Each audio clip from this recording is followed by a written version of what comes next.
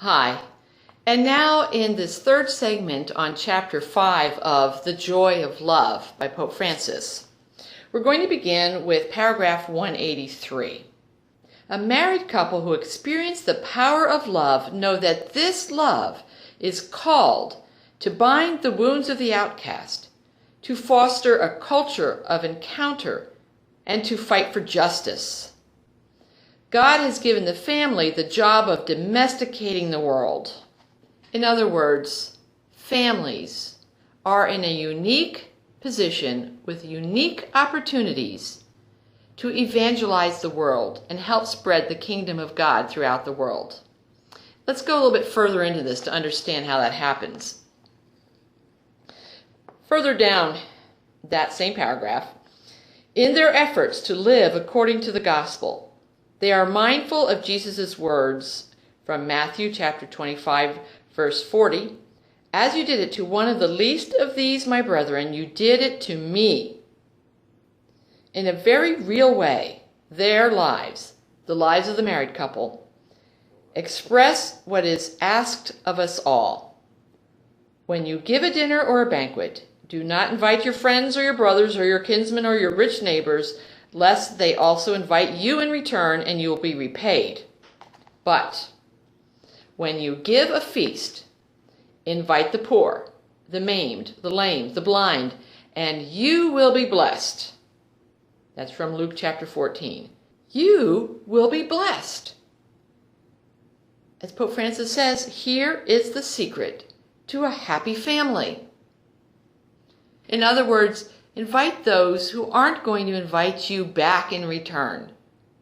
Yes, we can have those kinds of parties too, but not just with them. Our calling goes beyond our little circle of friends. We're called to help give the love that we have discovered in loving each other as a husband and wife, as family members. We're called to share that love with others, with children. But the creative love goes beyond the family life out into the world. As paragraph 184 says, by their witness, as well as their words, families speak to others of Jesus. They pass on the faith. They arouse a desire for God, and they reflect the beauty of the gospel and its way of life. Now think about that. Is your family life reflecting the beauty of the gospel? Yes, it is. Maybe not perfectly, but stop for a minute and reflect on the ways that your family life, as imperfect and troubled as it's been, is reflecting God's love, is reflecting the beauty of the gospel, the presence of Jesus in your relationship, the presence of Jesus in family activities, the presence of Jesus in teaching the children, the presence of Jesus in teaching others by example of what love is. Pope Francis continues, Christian marriages thus enliven society by their witness of fraternity, their social concern, their outspokenness on behalf of the underprivileged, their luminous faith, and their active hope.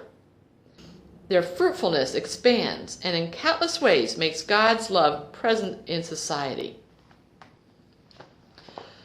You see, we're all called, whether we are in marriage or not, no matter what our vocation in life, we are all called to love others and serve others as Jesus has loved us and served us. Again, back to Matthew 25, what you do to the least of these, you do to me, Jesus says. We change the world. We change the morals of society into God's morals by living them out as family members and by taking it from the home out into the world where we share God's love with the neglected, with the divorced who are suffering from not knowing God's love because they've been rejected by their spouse, or because they may not know that the sacrament of marriage gives them extra power to make a marriage work, and they've never been taught that, and they need to know it from you.